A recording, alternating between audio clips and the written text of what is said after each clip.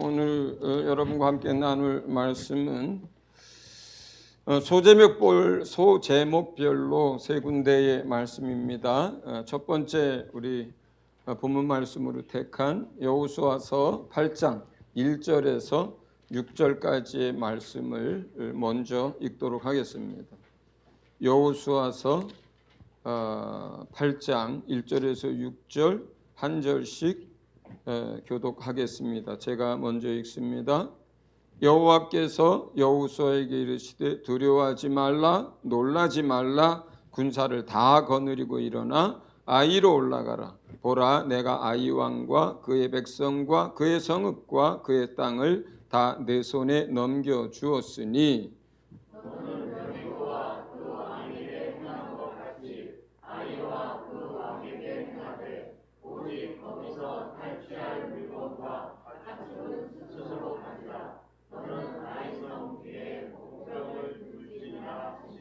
이에 여호수아가 일어나서 군사와 함께 아이로 올라가려 하여 용사 3만 명을 뽑아 밤에 보내며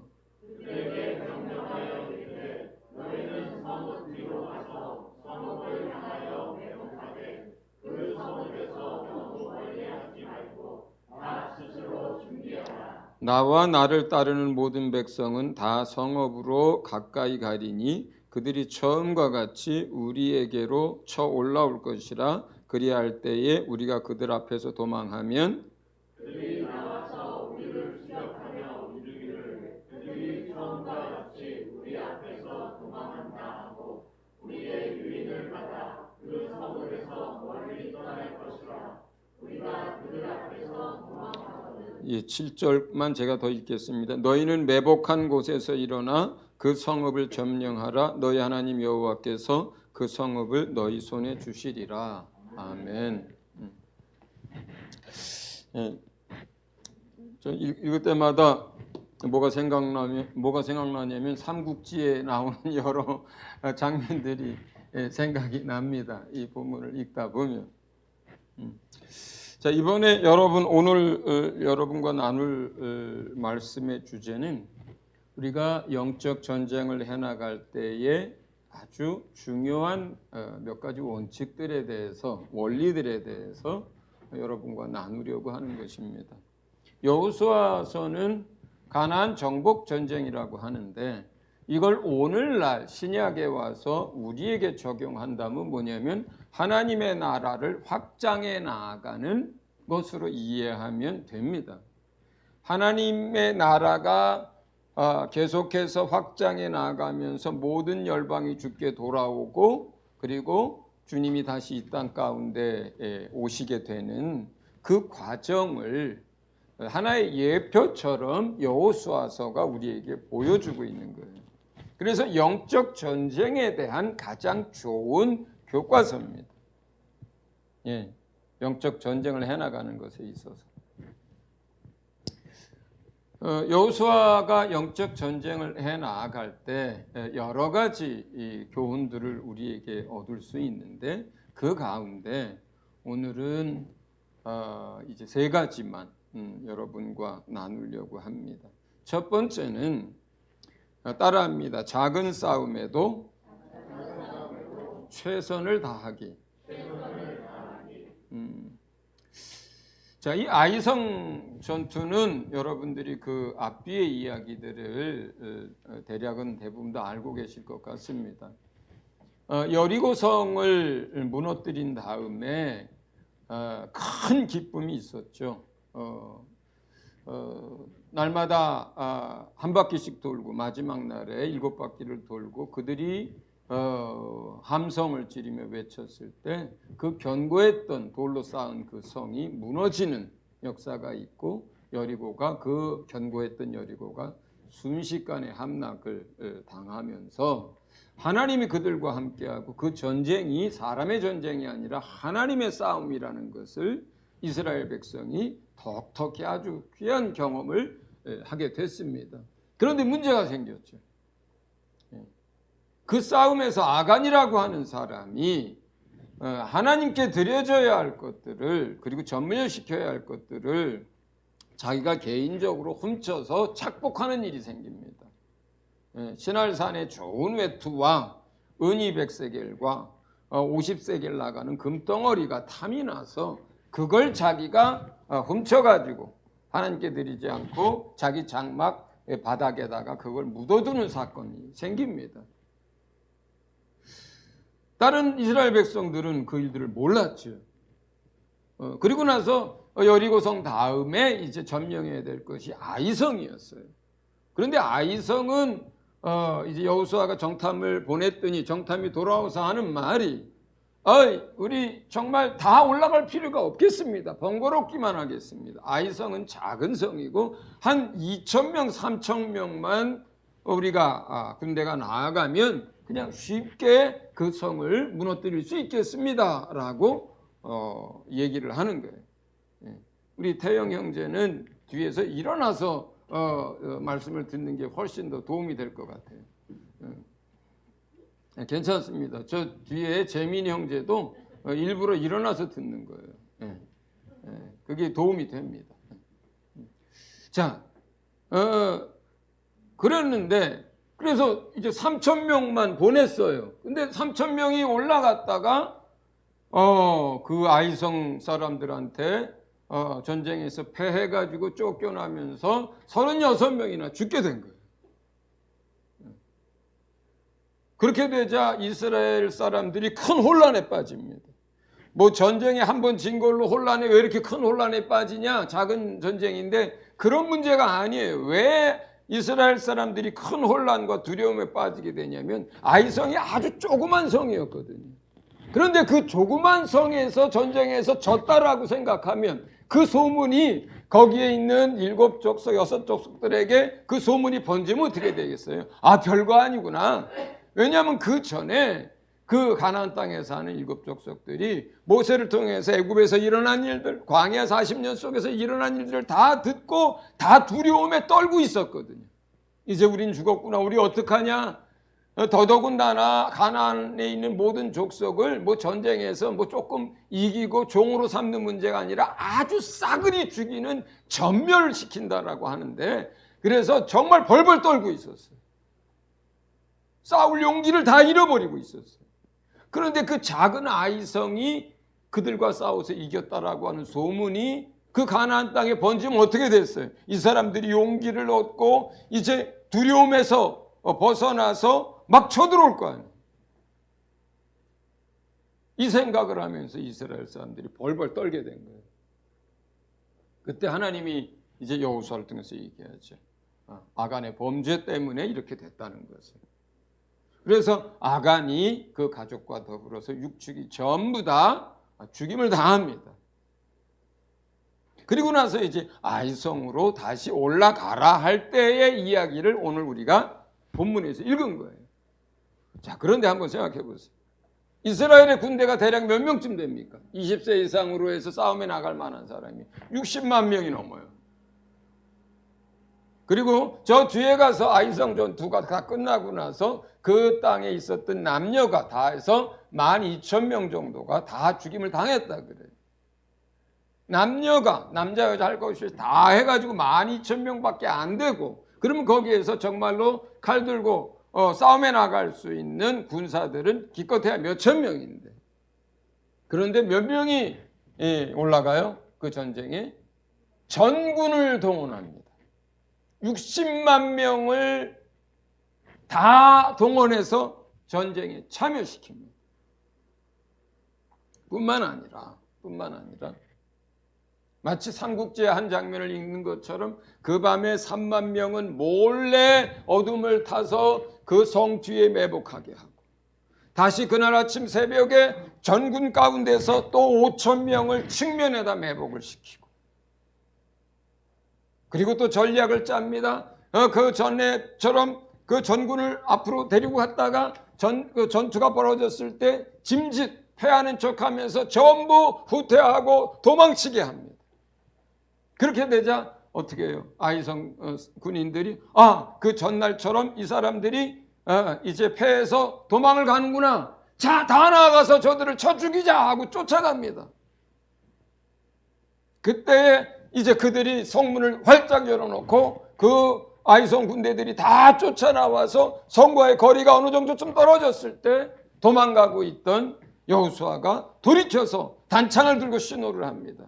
그때 매복해 있던 측면에 있던 사람들이 중간을 끊고, 그리고 그 성 뒤에 있던 3만 명의 사람들이 성으로 쳐들어가서 싸그리 불태우고, 그리고 도망가던 이제 그 군대가 다시 돌이켜서 그 벌판에 나온 아이성 군대를 다 전멸을 시킵니다. 이게 삼국지의 한 장면 같죠. 그렇죠? 첫 번째 교훈. 우리가 영적 싸움을 싸워 가는데, 영적 싸움이라는 것은 뭐예요? 사람과 사람과만의 싸움이 아니라 뭐가 개입했다는 거예요? 영적 세력들이 개입됐기 때문에 영적 싸움인 거예요.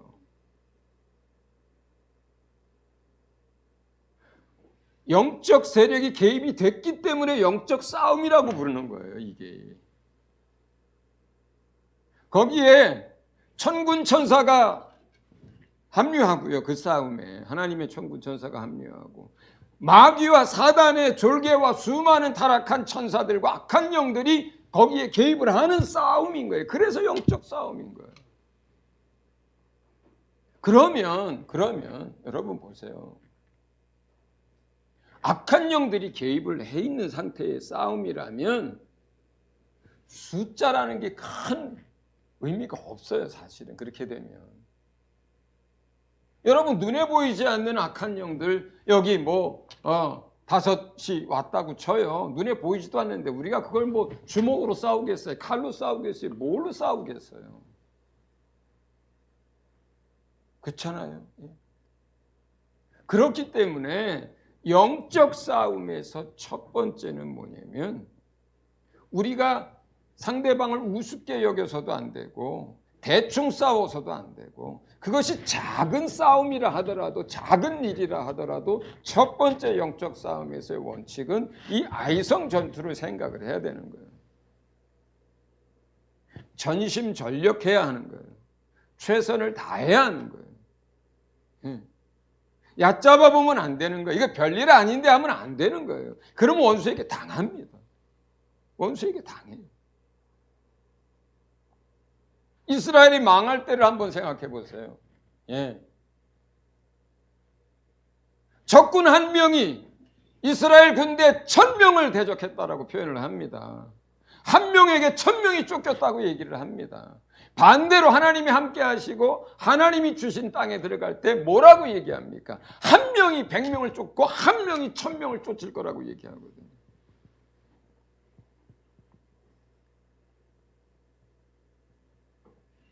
우리가 하나님의 나라를 확장해 나가는 일에 있어서, 우리 삶에서 치열한 영적 싸움에 있어서, 그러니까 우리가 방심하면 안 될 뿐만 아니라, 또 쉽게 생각해도 안 될 뿐만 아니라, 우리가 작은 것 하나를 할 때도 힘을 다해야 한다는 거예요.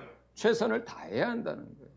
여러분, 어떤 사람이 마음씨도 좋고 착하고 전도만 하면 잘 될 것 같고, 또 이 사람 예수 믿으면 큰일 할 것 같다고 해서 그런 생각 가지고 그냥 쉽게 한번 전도해보고 쉽게 접근해보세요. 이게 되나? 안 됩니다.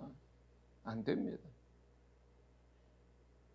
그리고 어떤 사람은 저 사람 저 전도해 보나 마나야 아무 소용없어. 저런 사람이 뭘 예수를 믿어. 이렇게 한 사람이라 할지라도 기도하고 간구하고 섬기고 가서 전도하면 그냥 영적인 것들이 무너지고 주님 앞에 돌아오게 되는 일들을 우리가 보잖아요. 선교지에서뿐만 아니라 우리가 이 땅에서 살면서 전도할 때뿐만 아니라 영적인 그 모든 일에 있어서 이와 같다는 거예요. 첫 번째가. 자, 따라합니다. 작은 싸움에도 최선을 다하자. 예. 그리고 우리에게 맡겨진 그 봉사가 지극히 작은 것이라 하라도 똑같습니다. 우리가 최선을 다하고 기도하고 마음을 다해서 그것을 하려고 하지 않으면 원수가 개입을 합니다. 네, 음식을 하는 거 마찬가지입니다. 반주하는 거 마찬가지입니다. 예, 영상 봉사하는 거 마찬가지입니다. 지난번에 수요 예배 때마다 우리 안희 형제가 그 봉사 맡고 나서 몇 주 동안 계속 힘들었어요. 뭐가 하나씩 계속 문제가 터지는 거예요. 그러면서 아니가 그러더라고요. 아, 이게 매주마다 어쩜 이렇게 영적 방해가 많은지 모르겠다. 네. 정말로 그러합니다. 그러합니다.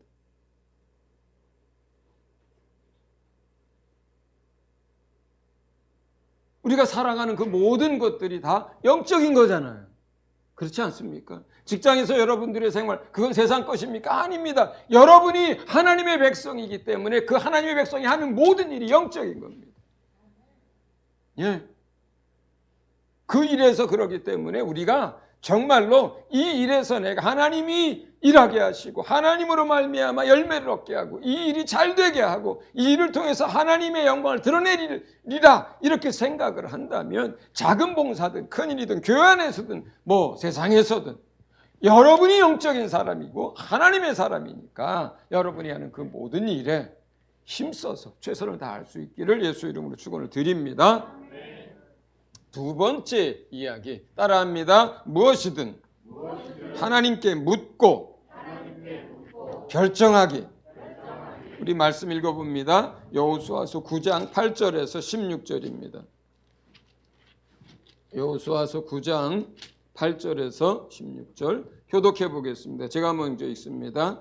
그들이 여호수아에게 이르되 우리는 당신의 종들이니이다 하며 여호수아가 그들에게 묻되 너희는 누구며 어디서 왔느냐 하니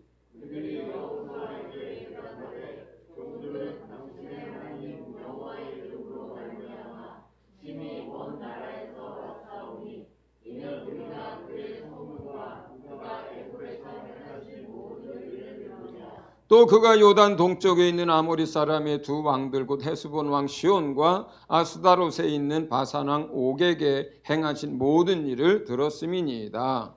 그러므로 우리 장로들과 우리나라의 모든 주민이 우리에게 말하여 이르되 너희는 여행할 양식을 손에 가지고 가서 그들을 만나서 그들에게 이르기를 우리는 당신들의 종들이니 이제 우리와 조약을 맺읍시다 하라 하였나이다.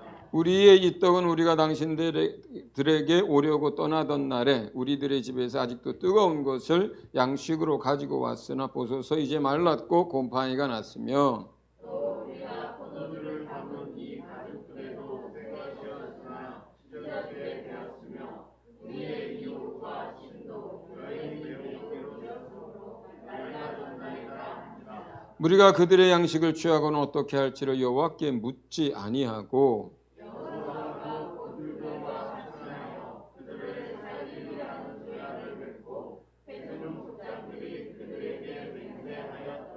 그들과 조약을 맺은 후 사흘이 지나서야 그들이 이웃에서 자기들 중에 거주하는 자들이라 함을 들으니라.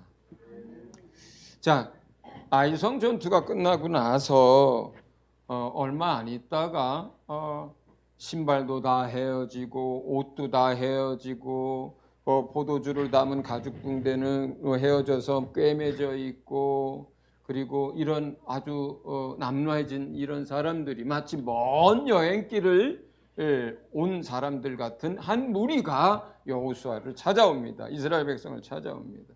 여호수아가 물어봅니다. 너희는 어디서 왔으면서 누구냐? 이렇게 물어봤더니 우리는 먼 데서부터 왔습니다. 우리가 출발할 때에 따끈따끈한 떡을 구웠는데 보십시오. 이 떡이 다 곰팡이가 나고 다 말랐습니다. 왜 왔느냐 하니까 우리가 평화 조약을 맺기 위해서 왔습니다. 하나님이 당신들에게 어떻게 했는지 우리가 멀리서 다 들었기 때문에 그렇습니다. 이렇게 얘기해요. 그때 14절 뭐라고 되어 있습니까? 14절 무리가 그들의 양식을 취하고는 어떻게 할지를 여호와께 묻지 아니하고 자 여호와께 묻지 아니하고 실제로 이 사람들은 누구예요? 바로 그 옆에 마을 사람들이에요.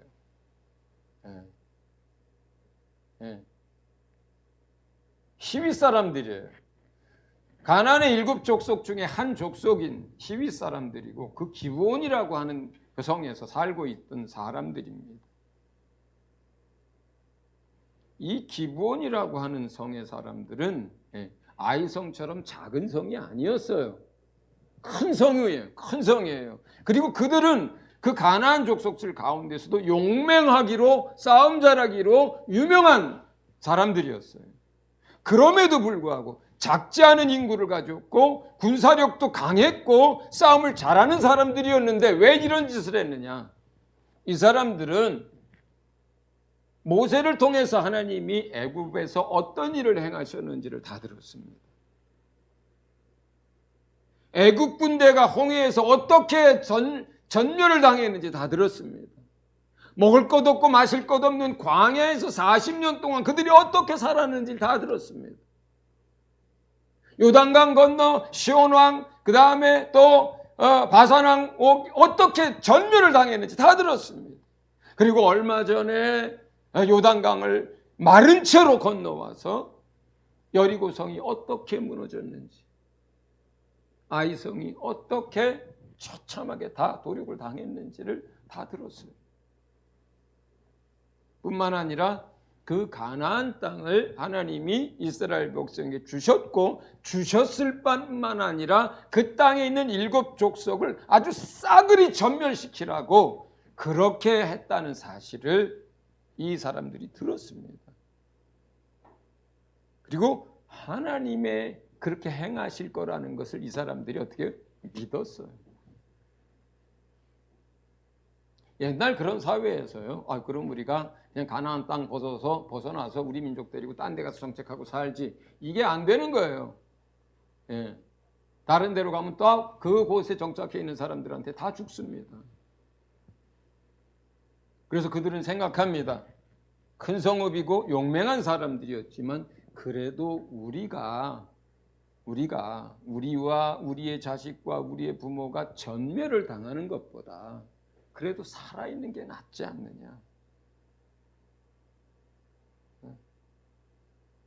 종이 되더라도 살아있는 게 더 낫지 않느냐. 이렇게 생각을 하고 행색을 그렇게 꾸며서 일부러 먼 데서 온 것처럼 이렇게 속였던 거예요. 여호수아와 이스라엘 백성을. 자, 그런데 여기서 오늘날 우리에게 적용해야 될 게 뭐냐면 우리가 주님의 일들을 해나가면서 영적 전쟁을 해나가면서 우리의 직관을 의지합니다. 상식을 의지합니다. 자기의 경험을 의지합니다. 그리고 하나님께 묻지 않습니다. 그러면 이런 실수를 하게 됩니다. 결국 나중에는 이 기브온 사람들과 조약을 맺었기 때문에 평화조약을 맺었기 때문에 이들을 죽이지 못합니다. 결국은 성막에서 물 깃고 장작 패서 일하는 종으로 삼게 되고 그 후로 그 족속 기브온 족속들은 그렇게 이스라엘 백성과 더불어 살게 됩니다. 종 얻었으면 됐지. 그게 무슨 문제냐? 그렇지 않습니다. 그 가운데 정복하지 않은 민족들, 그 가운데 살아있게 된 그 이방 족속들은 결국은 그들이 하고 있었던 모든 문화적인 것, 종교적인 것, 우상 숭배하는 것, 성적 타락 이러한 것들이 이스라엘 사람들에게 그대로 영향을 미치게 되고 나중에는 또 어떤 사람들은 찌르는 가시가 되고 올무가 됩니다. 사실은 그것 때문에 전멸하라고 했던 거예요.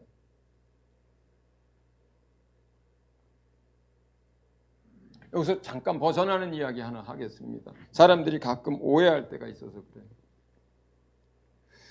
많은 사람들이 여호수아기를 읽다 보면 하나님에 대해서 오해를 합니다. 하나님 사랑의 하나님이라고 하고 구원의 하나님이라고 하고 은혜와 진리가 충만하신 분이라고 하는데 어쩌면 이렇게 잔인할 수가 있느냐. 어떻게 애 어른 할 거 없이 어떨 때는 짐승조차도 살아있는 호흡들은 다 싸그리 죽이라고 할 수가 있던가. 오늘날 전쟁으로 얘기하냐면 이거는 국제법을 위반해도 아주 크게 위반하는 일들이에요. 예. 인권 얘기하는 사람들이 말이 안 되는 얘기들이에요. 여러분 여호수아기의 전쟁을 한번 읽어보세요. 어린애, 노인 할 거 없이 애 뵌 사람 뭐 할 거 없이 싸그리 죽입니다. 싸그리 죽입니다. 그러면서 성경 읽다가 성경 이렇게 덮어버리는 사람 많습니다. 여러분은 이걸 어떻게 설명할 거예요? 그냥 성전이니까. 여기에는 몇 가지 이유가 있는데 일단 두 가지 이유를 여러분 기억하셔야 돼요. 소돔과 고모라가 왜 멸망을 당합니까? 그들의 죄악으로 인하여서 관영해서 더 이상 그러한 죄악된 모습들이 세상에 번져나가면 안 되기 때문에 종기를 도려내듯이 소돔과 고모라가 도려내는 거예요. 그래서 멸망했던 거예요. 가나안 7족속이 전멸을 당하는 첫 번째 이유는 뭐냐? 그들의 죄악으로 인하여 하나님이 형벌하는 거예요. 그들의 죄악이 극에 달했기 때문에 형벌하는 거예요. 첫 번째 이유가. 소돔과 고모라가 멸망을 당했듯이 성경에 그렇게 기록되어 있어요. 아브라함 때, 이삭 때, 야곱 때 왜 그 땅을 주지 않았느냐? 그것도 두 가지 이유가 있죠. 하나는 그 민족의 숫자가 너무 적었기 때문에 그 모든 땅을 다스릴 수가 없었어요. 그래서 이스라엘이 애굽으로 갔다가 몇백만 명으로 큰 민족이 돼서 나왔을 때 비로소 그 땅을 주는 거예요. 두 번째 이유, 그 땅에 죄악이 아직 관영하지 않았기 때문에 죄로 인해서 그 땅을 벌할 수 없었어요. 그래서 400년의 시간이 지난 다음에 가나안 정복 때에 그 일이 일어난 거예요. 그래서 첫 번째가 뭐냐면 그 가나안 땅에 사는 족속들이 성적 타락 또 영적 타락 이 모든 것들이 극에 달했기 때문에 그들의 죄악으로 인하여서 진멸당하는 거예요. 하나가. 그리고 두 번째는 뭐예요? 이스라엘 백성이 하나님의 백성으로 거룩하게 구별된 그 백성이 그 땅에 있는 원주민들의 죄악을 본받고 영향받아서 믿음에서 떠나고 또 죄 가운데서 살아나서 멸망당하게 될까 봐 아예 그걸 원천 차단시킨 거예요.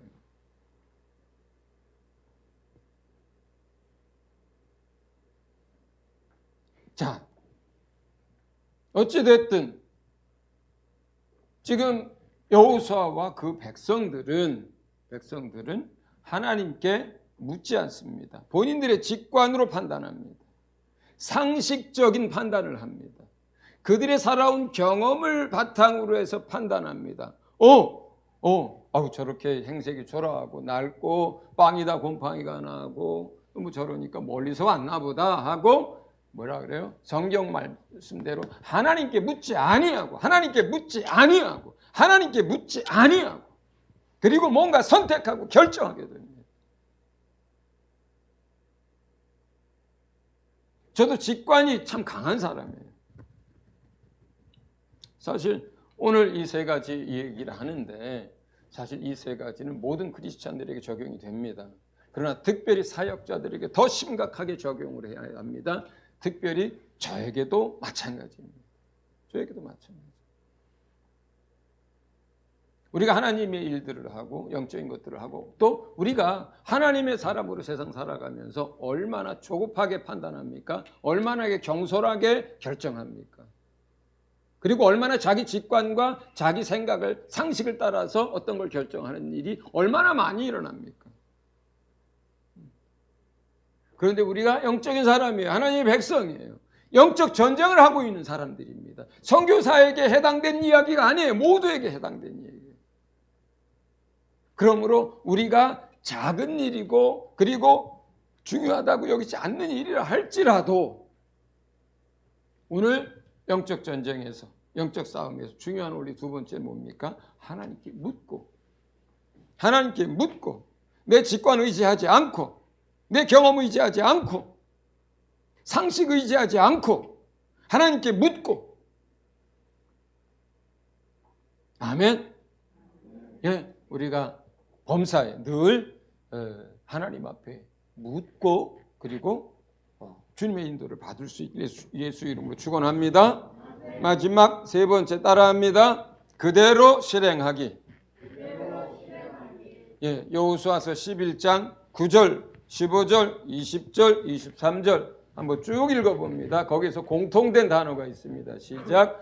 여호수아가 여호와께서 자기에게 명령하신 대로 행하여 그들의 말 뒷발의 힘줄을 끊고 그들의 병거를 불로 살랐더라. 자, 여기서 다시 앞에 거 여호와께서 자기에게 명령하신 대로라는 표현에 주목하십시오. 그 다음 읽어봅니다. 시작. 여호와께서 그의 종 모세에게 명령하신 것을 모세는 여호수아에게 명령하였고 여호수아는 그대로 행하여 여호와께서 모세에게 명령하신 모든 것을 하나도 행하지 아니한 것이 없었더라.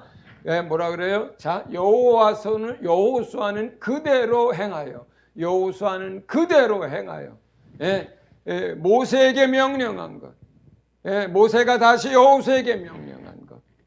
하나도 안 빼놓고 그대로 행하여. 그 다음 구절 한번 읽어봅니다. 20절 시작.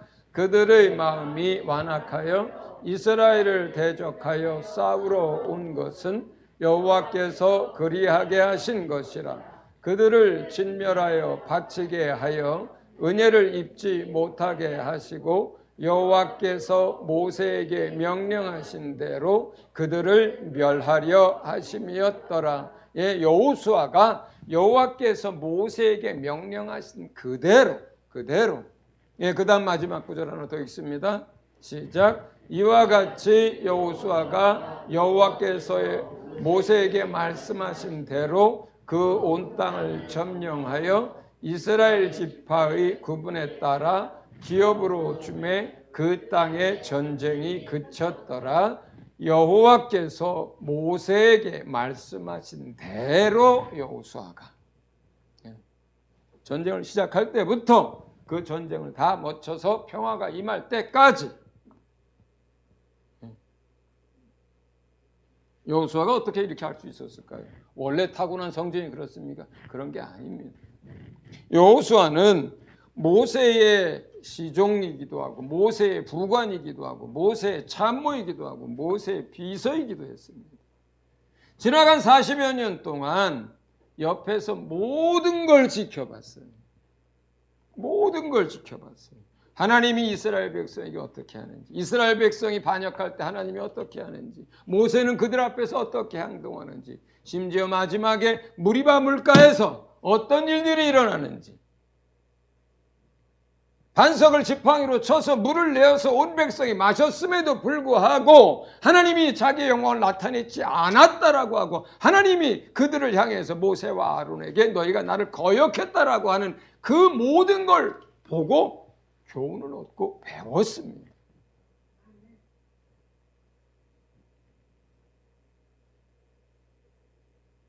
보고 배우고 훈련하고 그렇게 해서 여호수아는 전쟁에 나갔을 때 어떻게 합니까?